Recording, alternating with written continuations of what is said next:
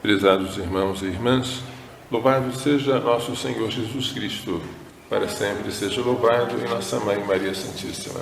Hoje celebramos São Vicente de Paulo, que se destacou pelas obras de misericórdia para os pobres e pela formação do clero. Hoje a primeira leitura é um trecho do Eclesiastes que afirma que para tudo há um tempo debaixo do sol. Há um momento oportuno para nascer e um outro para morrer. Um tempo para plantar e o outro para colher a planta. De modo que uma coisa vem contrariar o que foi feito no início. Morrer é o contrário de nascer. Colher a planta é o contrário de plantar. Rasgar é o contrário de costurar. A paz é o contrário da guerra. Como as coisas que acontecem depois serão substituídas pelo seu contrário, parece que tudo é sem sentido. Parece que tudo é vaidade. Para que nascer se eu vou morrer? Para que costurar se depois eu vou ter que rasgar? Para que limpar se depois tudo será sujo novamente? O homem jamais chega a conhecer o princípio e o fim da ação que Deus realiza. Que proveito tira o trabalhador de seu esforço? O trabalho parece uma repetição inútil de coisas sem fim.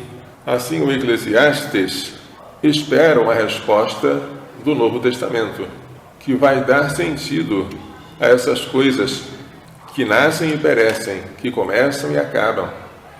No Novo Testamento, nós vamos ouvir falar de uma vida eterna. Vamos ouvir falar não apenas do nascimento e da morte, mas também da ressurreição da carne. Vamos ouvir falar não só do sofrimento e da dor, mas também da caridade que não passa jamais.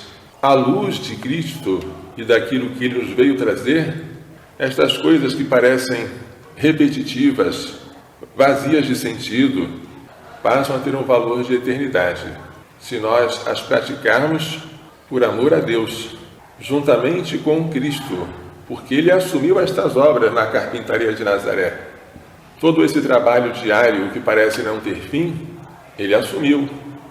Assumiu também as dores que parecem não ter sentido nenhum. Assumiu até a morte, que parece ser um escândalo. Depois que Cristo assumiu o trabalho, as dores, a morte, tudo agora passou a ter sentido.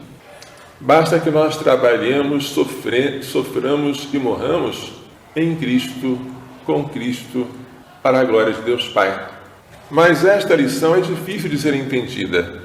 O Evangelho de hoje apresenta São Lucas narrando Jesus em oração e depois perguntando aos discípulos: que diz o povo que eu sou? E os discípulos respondem dizendo que a opinião pública está dividida. Ninguém sabe quem Jesus é.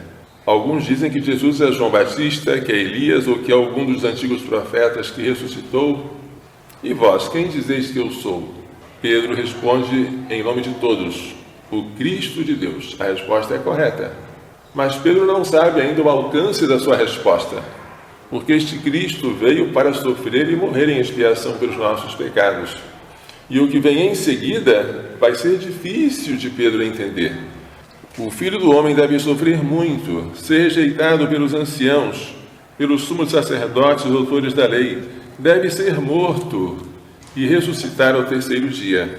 Entender que Jesus aqui veio para salvar-nos, não através da força das armas, de exércitos poderosos, mas veio salvar-nos através da obediência até a morte de cruz.